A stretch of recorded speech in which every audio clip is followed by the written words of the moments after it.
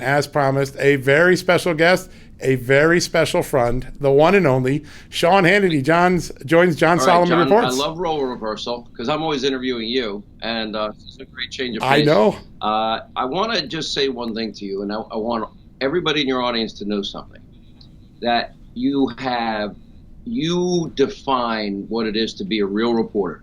We all talk about, shoe leather reporter, out of making the calls, unpeeling the layers of the onion, which is what we said we do. And It was March of 2017 when you did the first story about unmasking, right? Leaking raw intelligence. And I remember that I kept saying that night, there's much more to this. It goes much deeper, because if they did that, they had to do this, and this. And we had a small cast. There was not a lot of people, and too many people though to name. And we were able to prove, and we've been vindicated every single time, the biggest abuse of power corruption scandal in history. You made a lot of that happen, and you did just old school hard reporting. And the media mob, they got everything wrong. I mean, it's disgraceful how wrong they were. There never was any Trump-Russia collusion. The worst part is they were warned before the first FISA application. They care about Russian interference, but they're going to ignore the bulk of information that was used in the 4 FISA applications to spy a candidate transition team deep into the presidency of Donald Trump. And then when they finally got to the subsource in January 2017, then it was even an absolute slam dunk, shut the lid on it. It never should have been used. And then you look at the House Intelligence Committee testimony that has come out. You have McCabe saying it, Yates saying it. Without that dirty dossier that Hillary paid for, there are no FISA warrants, none whatsoever. There's nothing. That nothing. means there's no Mueller investigation, none whatsoever. And these people knew it, and they kept going and going and going. And then they hired the most corrupt group of prosecutors that literally went on the biggest witch hunt ever. And this was an attempted coup. And we were able to expose a lot of it because of your hard work. So take a long way of saying, thank God for what you've done. I don't think the New York Times that got it wrong ought to have the Pulitzer. I suggest you get that Pulitzer. Well, listen, I never have done it for the award. I've done it for the truth, and that's the best reward when the American public benefits. I got to admit something. I want to get to your book because the book is just such an amazing piece of work. But before we do, that night we're sitting behind stage. I came up to New York, in fact, and when you said peel back the onion, I remember going back to my car like, I keep hearing there's nothing here, and your instinct. And I'm curious now, when you look back, what told you? I mean, I thought it was just a bad investigation, it was going to go away quickly. You knew that this was something bigger. What gave you that instinct? I think I guess because unfortunately, if they were what we discovered then, this was the unmasking. This was leaking raw intelligence. It just seemed too surfacey at the time for me. And for somebody to make that bold decision, which would never happen, and my gut just was, I had a 5-alarm fire of urgency, which I kind of do about 83 days from now when we have an election. I have a real urgency about it. You could tell. And my gut told me, no way, this is not all they did. And then I kept saying, unpeel every layer of this onion, and we went forward again and again and again. And it's sad. I mean, in so many ways, I don't like going after the FBI or the intelligence community. I made a big deal every single night of distinguishing between the 1% that abused power, that were corrupt, and we know their names, and the 99%. They are the world's premier law enforcement agency. We have the world's premier intelligence agencies. They put their lives on their line. They have to keep America and Americans safe, but we can't turn the tools of intelligence on the American people. You can't have people with that kind of power and authority deciding that the people of this country are wrong and they're in a better position to decide who's going to be the president of the United States, and then have an insurance policy just in fact that if he happens to win, if there's too many of us smelly Walmart shopping Trump supporters out there, right? And we all know the names. It's been very slow. You're pretty confident that we'll know after Labor Day. I'm afraid that the extent of the corruption, I hope we get them all, because what's at stake here is our constitutional republic, the rule of law. We talk about it. These are not just words. I can guarantee everybody at justthenews.com that if in fact they had illegal email sent to a private server that violated the Espionage Act, 18 U.S.C. 793, and every subsection thereafter, we wouldn't get away with that. If you had emails subpoenaed and you decided to delete 33,000 of them, and then use something nobody had ever heard of called bleach pick to clean your hard drive, and then bust up your devices with hammers, right? All right. Democrats never said a word, because it's not about truth and the rule of law. The rest of the people in the media, for them, it's not about truth and the rule of law. But they are statists. They are state-run propaganda TV, propaganda newspapers. They're no different than Pravda back in the day in the old Soviet Union. And it's hard for me to say that, but I nod my head because I've seen it now. I believe it, and I never believed it for a long time. I mean, I always knew there was media bias, which never been this bad. Right. Did you ever think that Donald Trump today would completely and utterly exonerate him? It's not only an unverifiable dossier. It was never verifiable, and then it was on top of that. Now we know it's debunked, and it was debunked in as early as January 2017. You broke the story. Yeah. Well, actually, you broke both of them. First, that Bruce Orr had briefed everybody at the DOJ and the FBI. Right. Yeah, Steele has a political agenda. Hillary paid for it, and it's not verified. Just 7 to 10 days before Comey signed the first FISA application. Says on the top of a FISA application, I didn't know any of this before we started verified. This. It says verified. Okay, that means he's signing that it's verified. Okay, well, he was warned by Kathleen Kavlak at the State Department. There were other numerous warnings. That's before the first FISA application. So Comey signs, and again, the bulk of information, McCabe said it, Sally Yates said it, is that Clinton bought and paid for Russian disinformation. Okay, so you look at that, Comey signs that it's verified, goes to see Donald Trump, the president-elect at Trump Tower, and says, yeah, we have this dossier. It's salacious but unverified. Okay, wow, we call that a man who just signed a document saying it was verified. Right? And then Comey would swear back again in 2 other FISA applications. Yeah. How fascinating it's now come down to that recently, because of Lindsey Graham's committee, we know that both Rod Rosenstein, he not only signed the 4th and final warrant, the 3rd renewal warrant, but he also charged Robert Mueller. He's saying, knowing what I know now, I never would have signed that document. Well, you shouldn't do it then before you signed it. And the same would go for Sally Yates. I never would sign it now, knowing what I know based on the falsehood of the dossier. For all the people in the media, this is how corrupt they are and how corrupt Democrats are. Because they say they cared about Russian interference. Okay, if you cared about Russian interference, why did you not look at the bought and paid for dossier that was then used by what we call the deep state, the 1%, the FBI, intelligence community that abused power? Why didn't you care about that? How is it liberals claim they're champions of civil liberties and civil rights? No, they're not. Because if they were, they would care about Carter Page. They would care about a presidential candidate. And they would see this for what it was. And that was an attempt to influence the election, spy on a campaign, transition team, and, at the words of Attorney General Barr, deep into the presidency. So, I mean, this runs so deep. It's not really complicated, but it's kind of hard to keep all your facts together. And I'm just touching the surface here. And you are the guy that really led the charge, going deeper and deeper and deeper. And every new nugget we had, every new layer of that onion, as thin as it might be at times, we reported it. And to your credit, too, you did the same thing with the Clintons and Uranium One. You did phenomenal work. Right. I mean, we even had Robert Mueller was the FBI director, and Robert Mueller, we had a spy inside of Putin's network that was reporting back William Campbell. 7 years. Right? And I've interviewed William Campbell. You introduced me to William Campbell. You did. Okay. So here's William Campbell that is saying, there's bribery, there's money laundering, there's kickbacks, there's this, and this. They wouldn't pay attention to what he was saying, but that was his job. In other words, how did Vladimir Putin get a foothold in the uranium industry when we need to import uranium? It's not like we have enough uranium. Then the people that buy it, that's a problem. They kick back, what was it, $140 million to the Clinton Foundation? I forget the exact figure. What you did on Ukraine, think about that. Oh, Democrats in the media, Donald Trump's phone call. Well, there was only one fact witness in this impeachment hoax, right? Only one. That's right. Everyone else was a hearsay witness or an opinion witness. Everyone else, there was one. What did the fact witness say? He talked to the president. What did the president say? No quid, no pro, no quo. I want nothing. No quo. But then you got a tape. Think of the breathtaking hypocrisy of the mob and the media.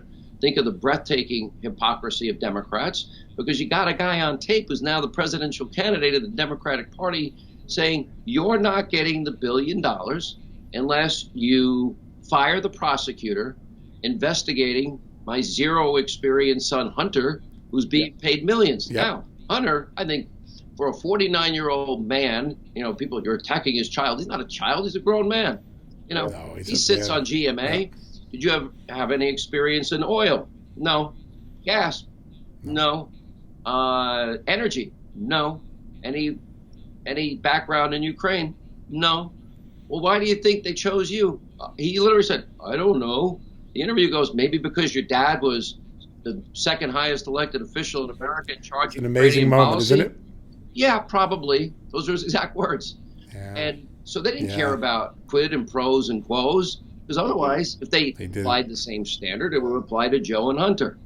So we're now living in an information, and that's why I'm a big supporter of your new network. I mean, your new news site, and I use your stuff with attribution all the time, and I know it's inadvertent.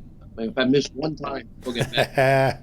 But I love giving them credit. People deserve credit for their hard work, and you've broken more news in the last 5 years than any one single person in the country.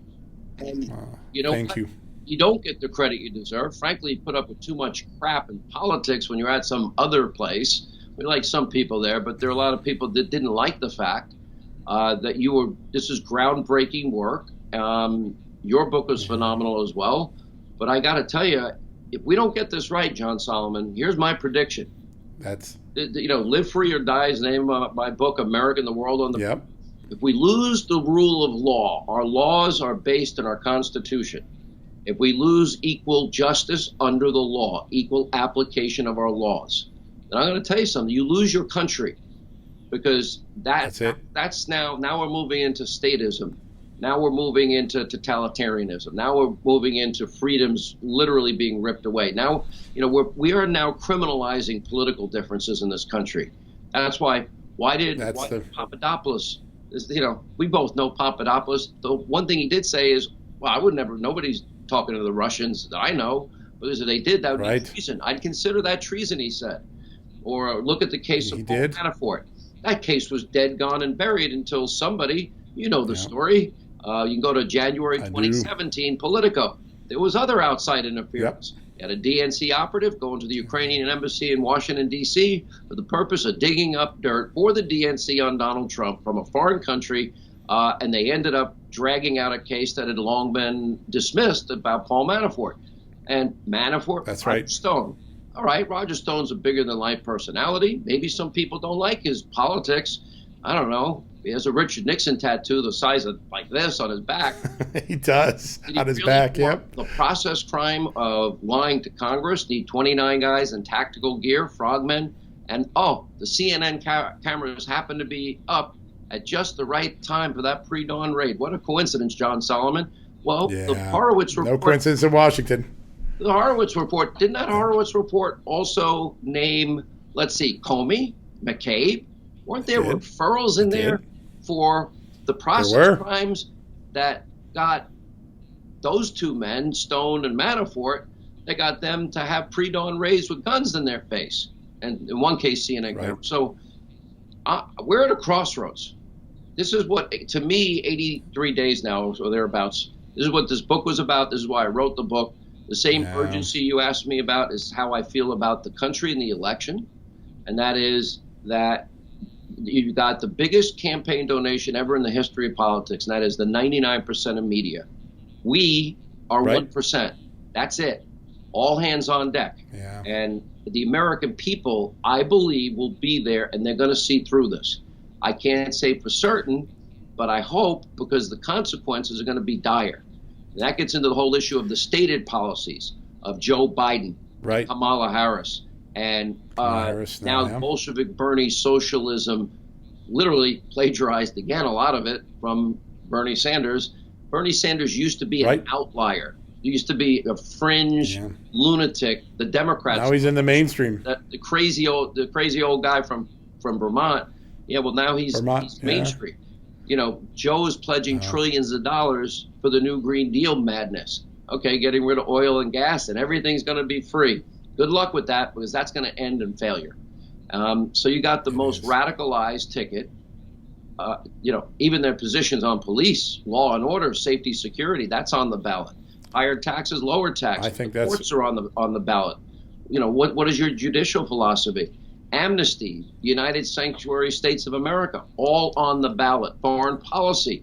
You want to keep bribing mullahs in Iran, or do you believe in taking out Soleimani, Baghdadi and associates, beating back the caliphate in Syria, and the Al-Qaeda leader in Yemen? You know, it's all on the ballot, John, and I'm worried, and I have the same urgency I showed you about the deep state in March of 2017 about what's going to happen and how people are going to choose. So the live free part is, this is the greatest country God gave man.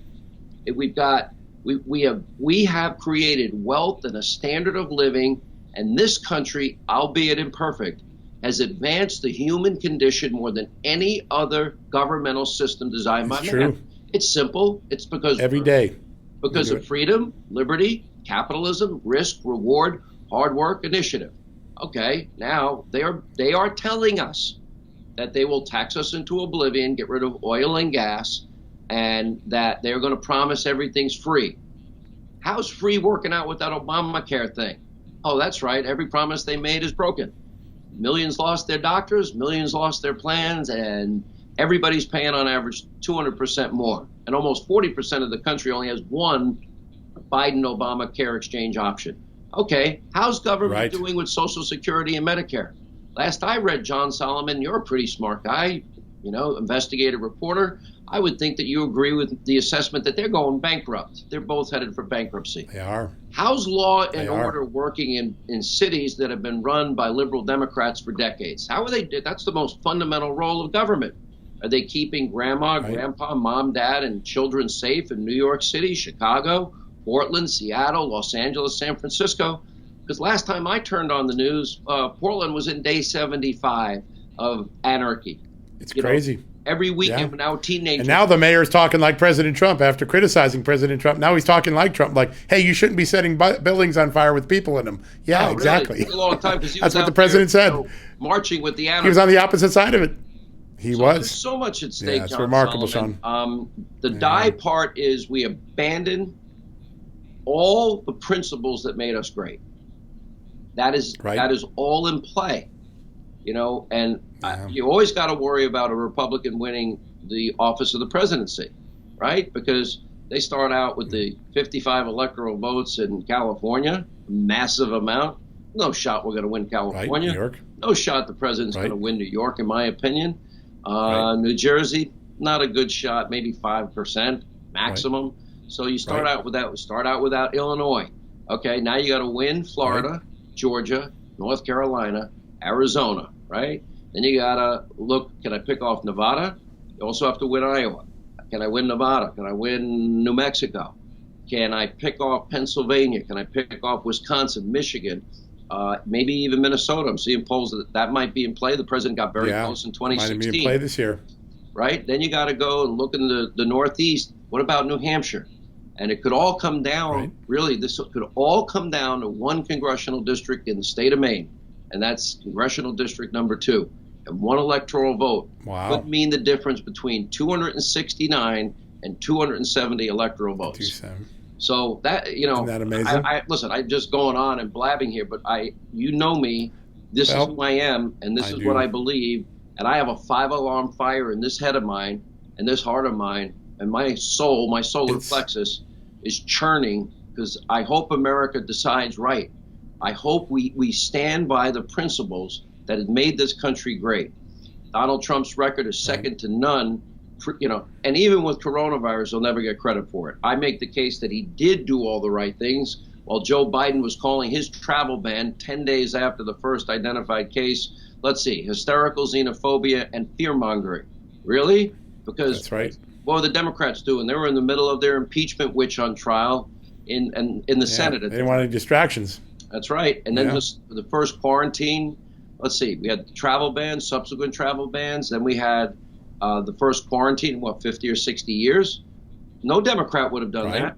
That saved an incalculable number, hundreds of thousands of Americans from contracting the disease and ultimately dying. Was everything done perfectly? No. China lied to the world. Did the scientists here get it right? Nope. They blew it. Were the models right? Nope. They blew that too. Did they go ridiculously low with models? Yep, they got that wrong. I had said from the beginning it's going to be when, not if, that we're going to have rebounds. The great news is Arizona, Florida, Texas. Yep. First, all trending down. They leveled, right? We flatten the curve. You see the slight decline. The next step, which if patterns hold, will be the precipitous decline. And then a significant portion of the population having antibodies when this is all over. And then we got to watch the new hotspots emerge. Therapeutics are moving, and we're in final stage vaccine trials after 8 months. President Trump started unheard of in the history of America. Warp speed. This is warp speed. Yeah. Anyway, I'm talking too much. I should let you talk on your show. Listen, it was great. I read the book over the weekend, and the sense of urgency is really palpable. And it's funny, I'm a big fan of John Adams. I grew up idolizing John Adams. We probably look a lot alike. We're from the Northeast. I'm cranky. He's cranky. I think we would have made great friends. Absolutely. Yeah, I just need more hair. I didn't have the hair he had, but otherwise. Plenty if you need but yeah. I may need some pretty soon. Yes, it's getting there. But I was thinking, the urgency and the passion you have for liberty is so much like the founding fathers. If you read back their documents, you put it in modern language, but you're really channeling what this country was built on. How did we lose an entire generation of millennials who who think socialism is better and are always angry at our country when it does all the amazing things it does every day? It's a great question. I actually have polls in there, I believe in my fourth chapter on socialism. Fourth chapter, yep. That shows exactly what you're saying is true. And that is, I can intellectually understand the appeal. Well, I'm going to have free education from pre-K all the way through college. It's going to be free. My government says it's free. And I'm going to get my student loans paid for me, student loan forgiveness. And when I'm finished with school, my government, how great are they? They're going to make sure I have a government guaranteed job at a government guaranteed wage. And then they're going to give me a government guaranteed vacation. And they're going to give me government guaranteed healthy food. And they're going to give me the government guaranteed health care. And if you're Kamala Harris, you don't even want the option of people keeping private. And then we're going to have my government retirement. It's going to be waiting there for me, and I'm going to have it, and I get it, because the government promised it to me. Now, maybe I go through the history. The chapter is called Socialism: A History of Failure. I can understand psychologically that basically takes all the stress of life away. Now, I don't know what life would be like without stress. I thrive on it. I live in it. I swim in it. I sleep in it. That's what defines who I am. I can't help it. Yep. The first time that light went on, I just go. And I think, and when I'm off air, I'm thinking about what the next go is going to be about. And that's how I roll. Right. Probably not the healthiest way to live. Everyone on my staff go on these extravagant vacations.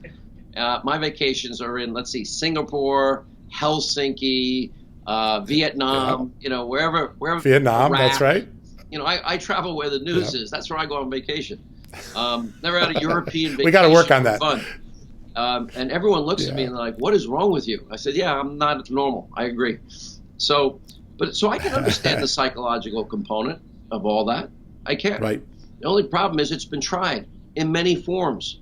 Mao's revolution, the Bolshevik revolution. Look at the former Soviet Union and the satellite states in Hungary and Bulgaria and Czechoslovakia, Yugoslavia, Poland, etc. How did that work out for people? How was East Germany versus West Germany? And the people in East Germany, they needed a wall to keep people from leaving. In West Germany, nobody was going near that wall because nobody wanted to join the other side. And people risked their lives, right? More in modern day, look at the people that come from Cuba, the murdering dictator Castro brothers, right? People get in the most broken down, dilapidated, rickety boats or inner tubes in shark-infested waters, risking their lives and their kids' lives for a better life here. We have this insane wet foot. They thought the risk was worth it, right? And because it's worth it. Or why do we see these caravans coming from, El Salvador, Nicaragua, or Honduras, and through Mexico? I mean, and serious smuggling. That's why the president's building a wall in part. So it is an appeal that has been taken on many manifestations and many forms. But no matter what, this is what happens. The promises will never be kept. You don't need an MIT mathematics or engineering degree to know that all those promises, everything's free. Okay, 94 trillion, new Green Deal, 10 years, while simultaneously eliminating oil, gas, and coal, the lifeblood of the world's economy. You don't need an MIT or Harvard degree to figure out that ain't going to work. Self-evident. Right? Simple. All right, Medicare for all. What's the latest estimate? $52 trillion, right? Anywhere between 30 some whatever trillion to this. Okay, I go back to the simple basics. How did they do with the Obamacare promises? So they'll set people up, and then what inevitably always evolves, and that's why I did the history of it, is that, the promises are made, they're never kept, they're unfulfilled, and you lose freedoms, you lose opportunity, and we will destroy the greatest governmental system, albeit imperfect. We can always become a more perfect union that God gave man. And with it, we will give up our freedoms in the name of false security. That is a price way too high to pay. That's the or die part of the book. Live free, follow America's principles, or die. And look at what their stated policies are. It is a guaranteed disaster if implemented. That's my admonition.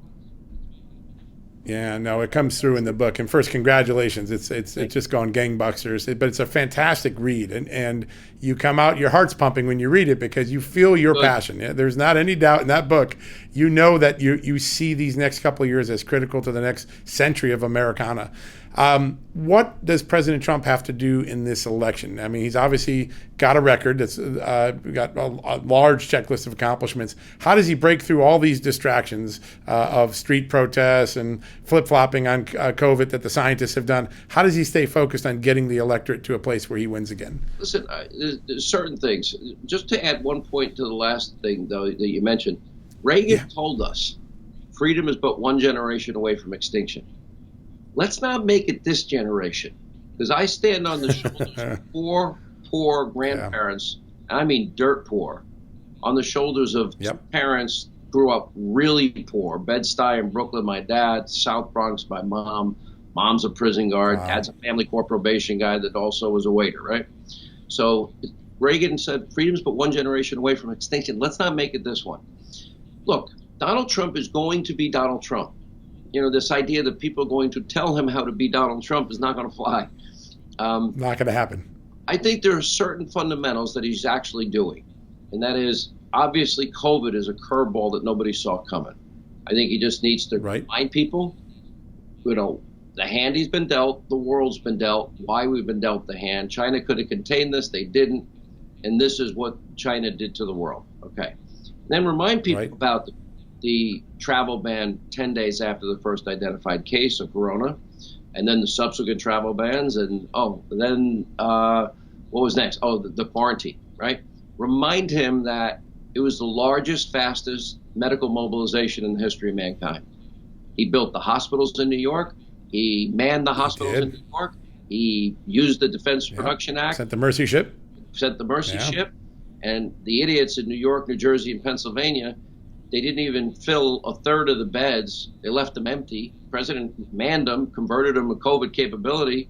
And those idiots, through executive orders, New York, Pennsylvania, New Jersey, starting on March 25th, then March 29th, and then April 6th, they sent COVID patients. Tragic. The one place you don't send them, to elderly facilities, nursing homes, long-term care facilities. Donald Trump didn't do that. Cuomo, Murphy, and Wolf did that. Whitmer was just out of her mind. So, remind people, we didn't run out of ventilators, gloves, masks, PPE, shields, et cetera. They did the best they can. The biggest mistake, you look at, for example, the elderly population in Florida. Why did Florida If you look at their death rate from the entire time, people criticizing Governor DeSantis. Right. Governor DeSantis made the one smart decision. He's outperformed the country.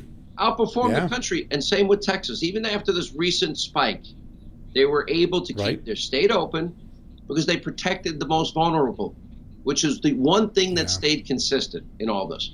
All right, so you got to do your best. We're now moving forward.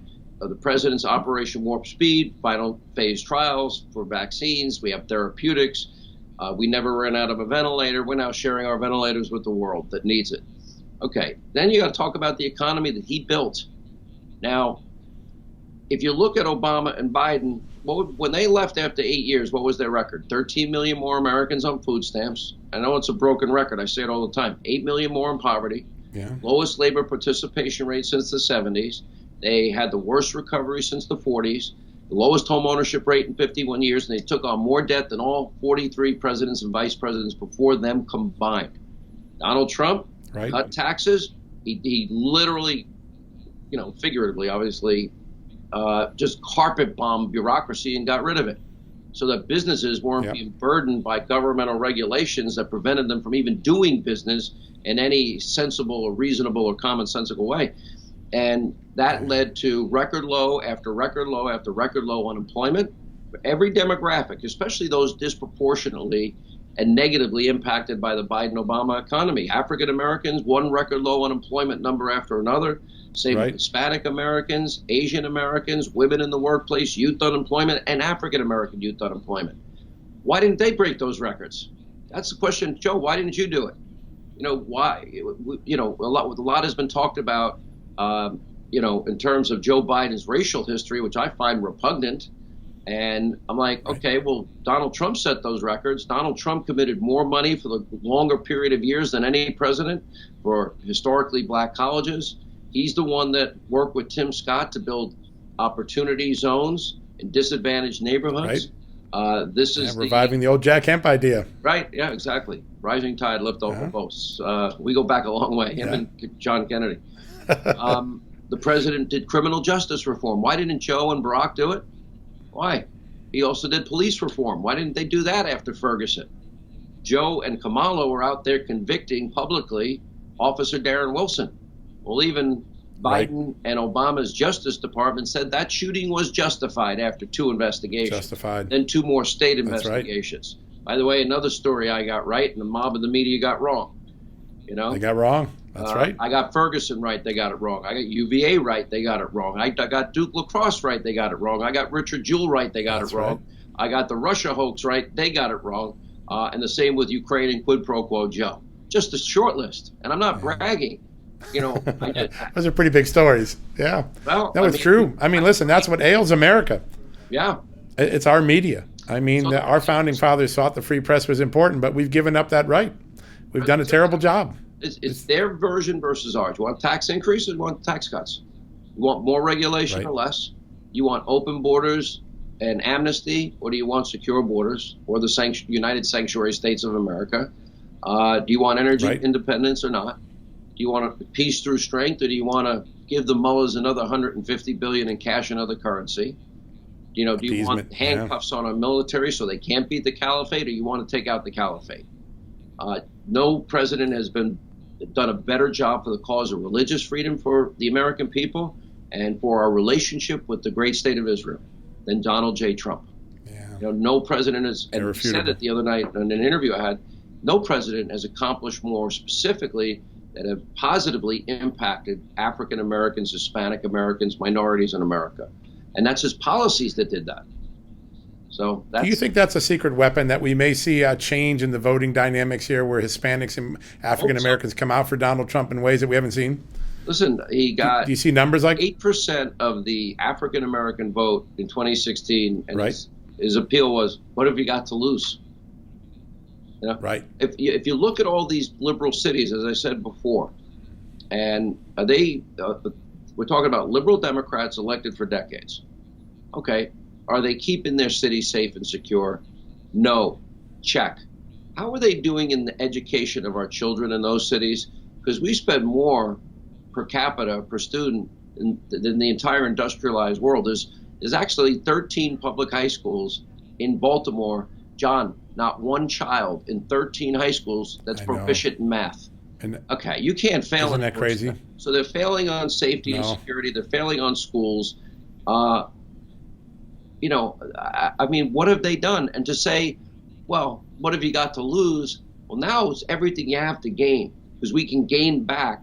Listen, we're now, I think, in the back quarter of this coronavirus pandemic, the worst since 1918. It's been very difficult for everybody. Nobody knew, saw, or lied to. Okay, what's out of that? The next step is, let's go. Put your foot to the gas and let's rebuild the country. And President Trump will do that with urgency. Now, I watch Joe Biden like you do. Does he seem to have the mental acuity, alertness, the strength, the stamina for the toughest job in the entire world, leading the free world, and in a world that has a lot of darkness and evil? John Solomon, I don't know. He seems, well, frail, weak, tired, confused, confounded, and he seems like, you know, by midday he needs a hot cocoa and a nappy. That's how I've been saying it on air. So yeah, he said that in there. I saw that. Yeah. Do you think the debates are a pivotal moment? No problem. The media talking about Ronald Reagan and the age question. Well, if Joe Biden did, God forbid, win, well, he would be older his first day in office than Reagan was when he left after 8 years in office. That's right. So yeah. Anyway, do you think the debates are a pivotal moment when people look at Donald Trump? I mean, they're only 4 years apart in age, but in stamina and energy, they're like. Do you think the debates become a really important moment for the American people? I had to guess. I'll be charitable. I would imagine Joe's going to drink a lot of coffee, maybe more. Barrel. Okay. They're going to try and get him as alert. They're going to get him all memorized up with his lines. He'll do fine, is my guess. Okay. I don't see vigor and strength and, you know, authority. I mean, and I'm not being critical. I mean, he's an older guy. He's, what is he, 77, 78 years old? Right. Look, I would look at Bernie Sanders just to show I'm fair and balanced. Bernie's got plenty of energy. He's got laser focus. Right. He's now going to be Joe Biden's economic czar. AOC will be the environmental czar. Beto O'Rourke is the gun czar. And now we got Kamala Harris. Wow. Okay, good luck. Yeah. The country, it'll be a disaster, an unmitigated disaster. Yeah. So when you look out over the horizon now, Sean, you keep talking about the media being sort of a political action committee for the Democrats. How do we fix that? And I've sat a lot of nights trying to wonder, how do we get the industry back to the way it looked like when I joined it? Do we just destroy it and burn it down and start over? Do you have some thoughts as to how we fix a very broken news media? You gotta hope. I mean, you look at, like, say, a Charlie Kirk, right? He's like a next generation guy. And there's Kayleigh McEnany would be another one, right? Yeah. Right. These young people. I can't mention them all, and I'm gonna. Jenna Ellis. Yeah. Right. Yeah. Okay. Or, you know, any of the people that we're talking about, they have a heavy lift behind them, and you know. Yeah. I'm kind of glad on the one hand I'm at this stage of my life and career, because I don't give a you know what, I don't care. You know, every lie's been told. It's liberating. Everything's been said. Yeah. And I just don't care. Right. You know, whatever switch you're supposed to have that says, oh, you should care what people say and think about you, does not exist in my brain any longer. It's gone. And that's a strength I think the president really has, even more than I do by a long shot. Yeah. It's pretty clear. But I don't know. Because when you have a group of people that are that dedicated to advancing one socialist cause after another, and they're just willing to be liars and lazy and have a political agenda, and up is down and down is and up. Inaccurate. It's sad, and then never apologizing, never retracting, never getting the story right. But by the way, they're screaming, "I have to run." All right. Well, this has been incredible. One last question for you. One quick question, because I got it from a member of my audience last night who asked me to ask this. I think it'd be kind of fun. What's it like to have a personal friendship with the president? I mean, you have a unique perch where he really trusts you, and you have this friendship. What is that like? So we have been friends for 25 years. 25 years, right? Oh, over, yeah. I never confirm or deny. People, write all sorts of things that we talk every. I will neither confirm or deny the following, any of this. That I would never confirm or deny I talk to a source, or I will never confirm or deny. You can believe what you want, but the person, let's say pre-president that I know, that I know today, is one of the nicest, most generous, hardest working people you'd ever want to meet. And when, I had to put all my credentials on the line and say he will govern as a conservative. I did say that. Many conservatives were like, yeah, right. That's right. Donated. They didn't trust that. No, they didn't. I said, I know him. You don't know him. He's going to do what he says he's going to do. And I've been vindicated there also. And it's sad the way they treated him. And he's a force of nature. I mean, what you see is what you get. There's no, I'm going to say this in a primary, do this in the general election. There's Donald Trump. Right. And he kept his list of promises kept are enormous. And he'll do it again. And we'd all be better off for it. He doesn't need this. When you're a billionaire, you don't need to go through this hell and this aggravation and witch hunts and conspiracies. Nope. Sometimes you wonder why he goes through it anyways. It's got to be aggravating. I'll tell you why, because he loves the country. Yeah. That's the answer. That's it. And I know you do too. You're a great patriot, John. And I'm happy. Well, I'm so happy. That goes for you too, Sean. You have a great team around you. Well, thank you. Shows with you. Congratulations. I'm really excited. And folks, if you haven't bought the book, you've made a big mistake. Get Live Free or Die Today. It's a best read of the summer. Amazon. And Sean, I just want to... Amazon.com. Amazon.com. That's where I got mine. Listen, I want to thank you personally, because at the beginning of this Russia collusion case, if we didn't have your bullhorn, no one would have paid attention to my stories. And it took a courageous act to trust this reporter, and I want to thank you. I never doubted you. You've done amazing work. And I got to tell you, New York Times needs to give back the Pulitzer and give it to you. That's where the Pulitzer belongs. Start that effort. I'll take my joy in the next story. That's what I live for. The next story. Thanks for all you do.